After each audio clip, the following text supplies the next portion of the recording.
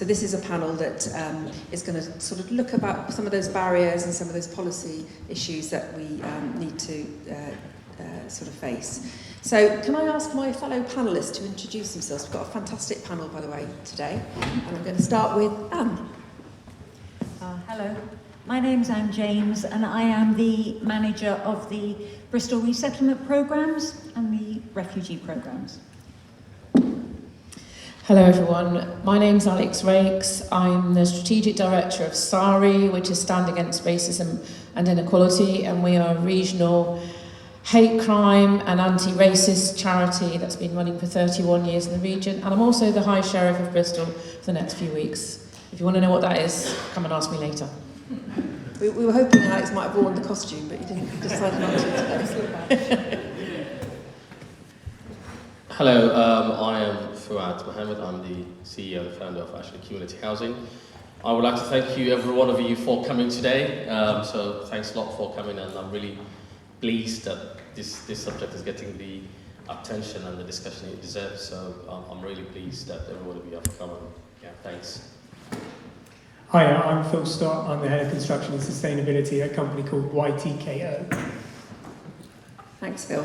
And just to kick us off, really to start us off, Alex, you've done so much work at SARI over the 30 years, and it must be quite difficult and depressing at times not to see the progress that you would hope for.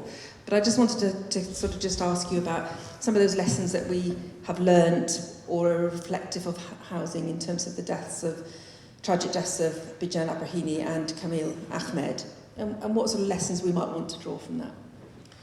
Yeah, I mean, firstly, just to say, I'm here today partly for both those men.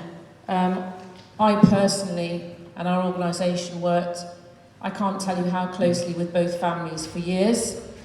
And I just want to start with that. So we only closed Bijan's case last year, and I did that over a meal with the family, because closing the case, I had to say to me, it's never closed for us, never ever. And I will carry on doing everything I can for as long as I'm breathing to represent your family and to shine a light on the lessons that came out of the death of your brother and your uncle, just to make you all aware of the reality of the situation.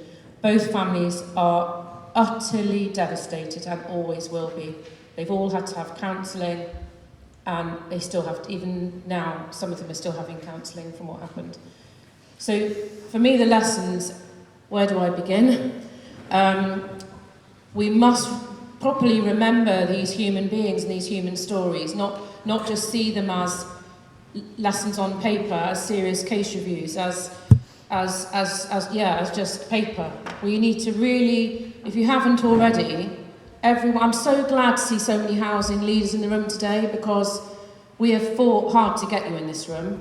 We have nagged, we've emailed, we've worked nights, we've worked weekends, some of us, to make sure you're in this room, because we had another conference for both these men and we didn't get the leaders in the room, and it was for race and housing. And that's why we're having today, because you weren't in that room then. And we will keep having more times together if we have to get you to take this seriously. So for me, they're not paper, and if you haven't read the learning from these cases, if you haven't taken time to read the part A, B and C of the IOPC, the Independent Office of Police Complaints report for Bijan, the serious case review that we asked to be done, because it wasn't a statutory requirement to do a serious case review on Bijan. We asked for it to be done. He wasn't a vulnerable adult, not recognised in at all statutorily, and we asked for it to be done. If you haven't read it, you must read it. You should read it as housing leaders.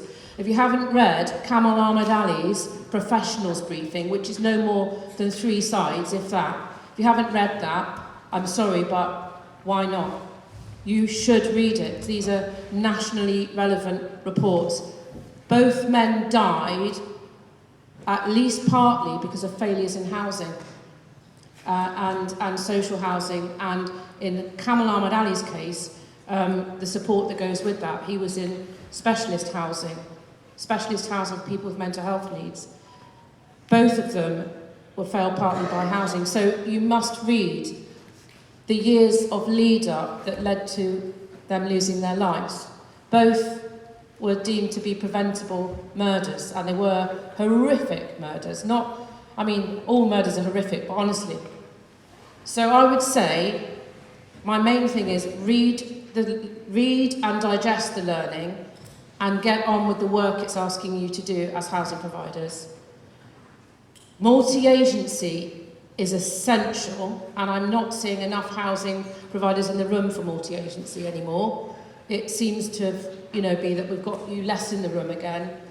Multi-agency is critical, persistence is critical, and we can't close cases for people suffering in our neighbourhoods if they're not closed. We can't close them.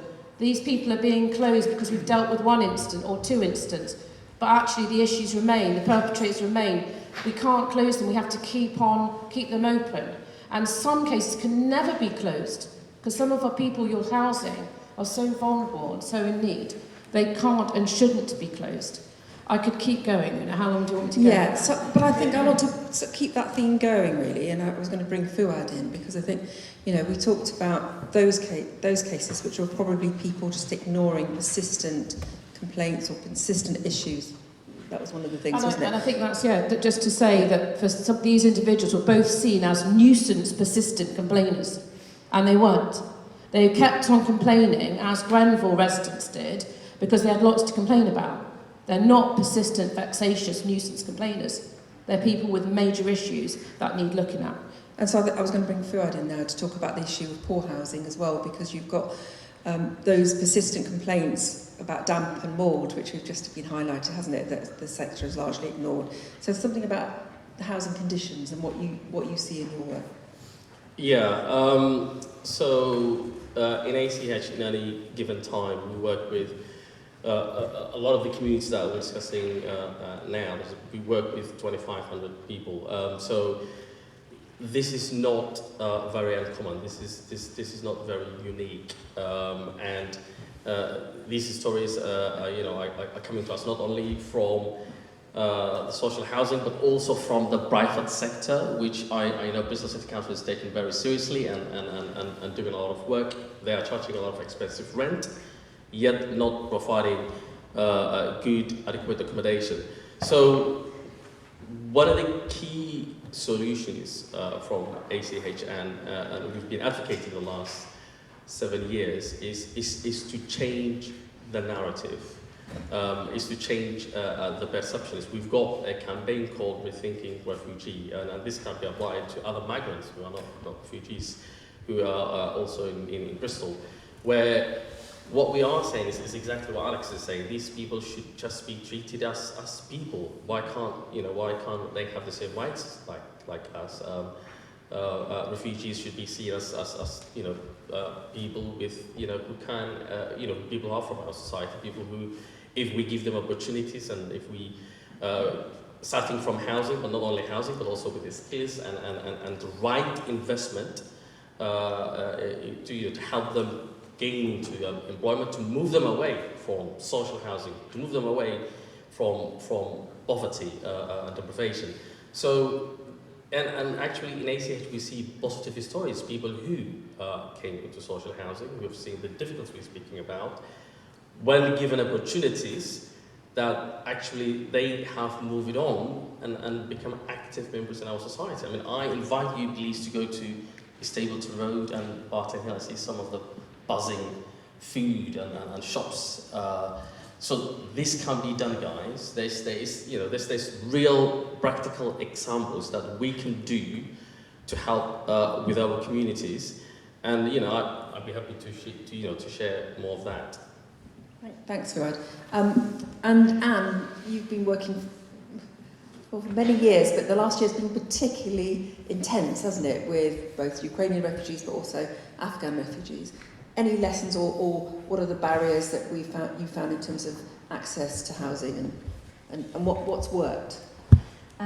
So our team resettles refugees who've been brought here by the Home Office. So they're identified by the Home Office. So we have a cohort of people from Ukraine, 700 people from Ukraine who've come to Bristol, 350 households, and they all arrived on a 3-year visa following the war. So those families moved in with settled UK families, and we're now a year on from the invasion, and a third of those families have moved on from their initial accommodation. So half have moved to other hosts, other sort of other lodging arrangements, and half have moved into tenancies. So some people choose which they prefer, but generally people with children prefer to have the self-contained tenancies. And what's worked is we work really closely with landlords, and we work across all our schemes. So we say to landlords, if you're prepared to offer affordable rents, then we will support you and help you to manage your property. So we will carpet it, we'll make basic repairs, we'll paint the properties, we'll offer long tenancies, we guarantee the rent, we support with deposits, we do all of the communication with the tenants. So you talked about trauma then, and I wonder how panellists would recognise how you respond to that trauma and what actual, employers and housing organisations might need to do approaching trauma.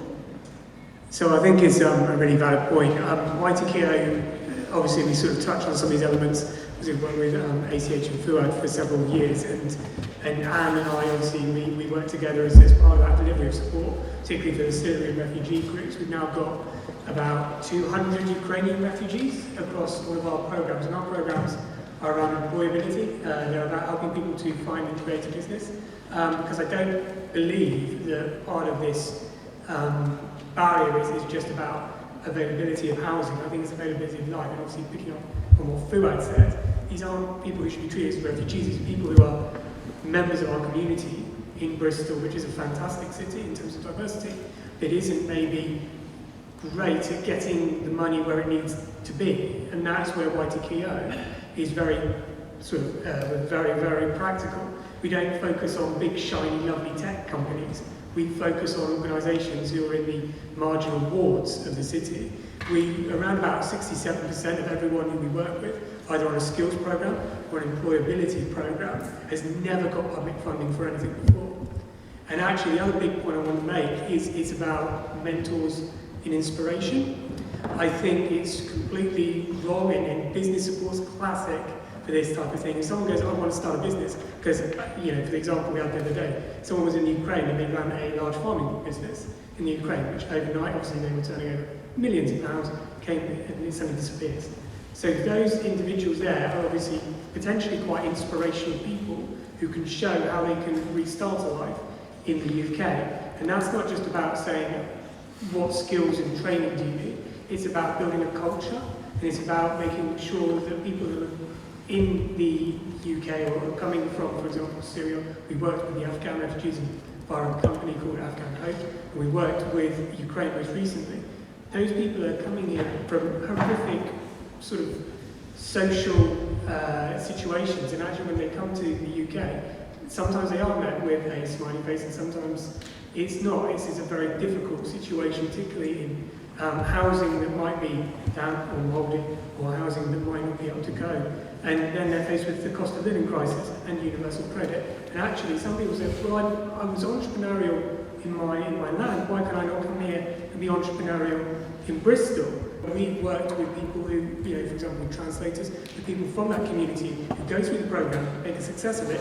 Then we want to work with those people to be the ambassadors and do the delivery. It is wrong to displace community groups. It's wrong to not work with the existing infrastructure in the city.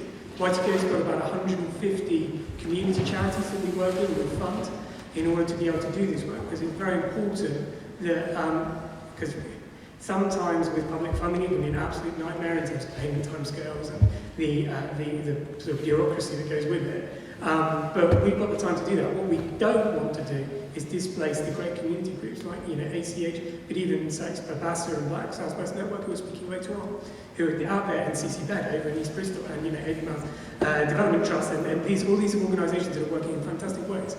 The issue is constantly, though, is making sure that we find realistic, relatable, credible mentors who can work with these people to be able to help them to understand actually it's not impossible. I wanted to bring Alex in, I think, because it is about what's the ask of you, the audience, isn't it? What are we asking you and your organisations to do? And I think too often we turn it round, and it's all about,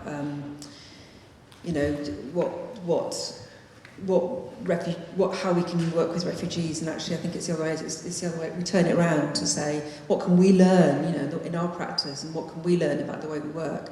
And we've had what we've worked with providers, some of those workshops with our staff, with our colleagues, to say, actually, if you want to be open, and we want to be an open environment for people to work in, we've got to change. It's not just, we can't just carry on doing the same way. We can't expect people to suddenly go into a situation that is completely alien to them and somehow know what to do. So it's that partnership working. I wonder, Alex, if you wanted to come in on that as well. I suppose I wanted to bring, when you first asked this question, you talked about trauma, and I think it's really important to recognise the trauma and the fact that for many, I don't know how many of you as leaders have actually been to our, obviously you're not all working very locally, but to our drop-ins, to Bristol Refugee Rights, to Borderlands, to Refugee Women of Bristol, to the hotels as well. And you've got the hotels for those who've come through the legitimate routes, but you've also got hotels and many, many people here, let's face it, getting asylum, it's very hard to do it through legitimate routes. We've got a huge number of people here who didn't make it through the very few small pathways that you can do so legitimately. If you haven't already, you need to make sure you and your staff really do understand the trauma and experiences of our local refugee and asylum seeker communities. The fact that if you actually talk to many individuals, some of the most traumatic parts of their journey has been here. It's been here. It's been trying to deal with the hostile environment. It is so hostile. They cannot they can't even access the rights they're meant to have access to. There are so few immigration lawyers. They're all supposed to have immigration lawyers. They have got racial harassment happening. There's the institutional side to racism. If you just go along and just sit and chat to a few people in the drop-ins, it won't take long, about an hour. And usually within about an hour, I go regularly, because part of my High Sheriff priorities has been refugees and asylum seekers this year. I'm the daughter of a refugee. I saw second-hand what happened to my father throughout his life. Here, never mind what happened in Iran. Here, I saw what happened to him in and out of mental health services, in prison, because of his experience. And if you just go along for about an hour and listen, I guarantee you'll gain more insight. And then make sure your staff and your services are trauma-informed, because they really, really need to be trauma-informed, especially when you look at what you as social housing providers are having to do, who you're having to look after and support now. Because social housing is so hard to come by, you've got people with more and more trauma to look after. I'd like to leave you with that thought, really, because if you haven't already explored how you can be more trauma-informed, please do. And get out there and understand the real-life experiences of the individuals we're talking about. We've gone off script a bit, but I think actually this is a really important point. And I thought, Lara, what you're saying about in my shoes, I was listening to it in terms of understanding what it's like, putting yourself in somebody else's shoes. Yeah, I'm going to do questions in a minute. And Anna, just to finish off, and then we'll open it up for some questions. That trauma-informed environment, how much are you picking up when you're working with refugees? So yeah, we have trauma-informed practices. About I think it's 30% of our staff have lived experience of refugee experience, and 50% of our staff are from Black and minority ethnic backgrounds. So we have a diverse staff team. Some people work some people have language-specific posts, but other people work in generic posts as well, and you soak up the trauma. You just do. So, for example, this morning, myself and my colleague, we were looking for somebody who disappeared, which happens, and it does. It just takes your mind away. And so we have monthly trauma-informed sort of staff supervision.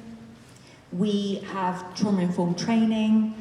We work with our clients where we case manage. We have reflective supervision where you're thinking through why did that person do that and who did that, and you're just always thinking in the round as to what the impact was. And we've got 1,800 cases, and we have safeguarding meetings on a Wednesday morning for children. We have safeguarding meetings on a Friday morning. You're just working the cases all the time. Who's safe? What are the issues? What do we need to do? What more do we need to do? And we work really closely with the Health Authority, the Haven, the fantastic Haven that we have, which is a primary care service for refugees and asylum seekers. And we casework with them all the time, partnership working. I think that if anything we just take away from this session is going back to organisations and thinking and doing more research about a trauma-informed environment, because it can inform everything from the discussions that Alex started us off with in terms of integration, all those areas we think we can learn from that. So I think I need to finish now. Thank you to the panel. Thank you very much.